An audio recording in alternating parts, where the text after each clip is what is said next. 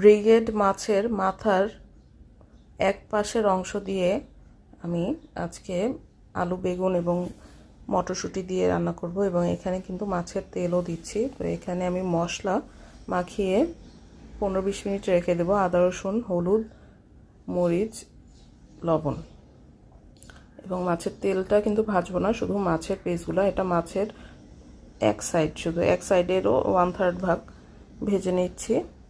এবার পেঁয়াজটা কুচি করে রেখেছিলাম, সেই মাছ ভাজার তেলেই আমি পেঁয়াজটা একটু ব্রাউন হয়ে গেলে তারপর মাছের তেল এবং ফুলকা এগুলো সাথে দিয়ে ভেজে নিব এবং তারপর দিয়ে দেব আদা রসুন বাটা।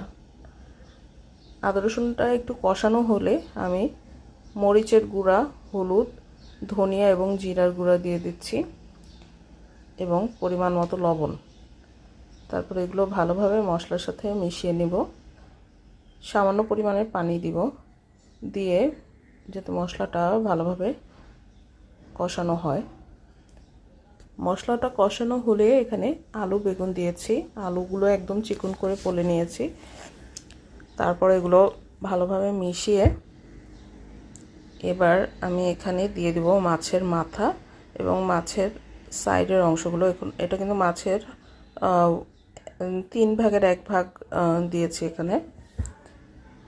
তারপরে এগুলো ভালোভাবে মেশাবো এবং নাড়ার সময় কিন্তু সাবধানে নাড়তে হবে যাতে ভেঙে না যায়। তারপর দিয়ে দিয়েছি টমেটো দেওয়ার কিছুক্ষণ পরে দিয়ে দিব মটরশুঁটি। তারপর ঢেকে রেখে দেব কয়েক মিনিটের জন্য। তারপর আমি এখানে কাঁচামরিচ দিয়ে দিব। আপনারা ঝাল আপনাদের যে রকম টেস্ট ওই অনুযায়ী দিবেন।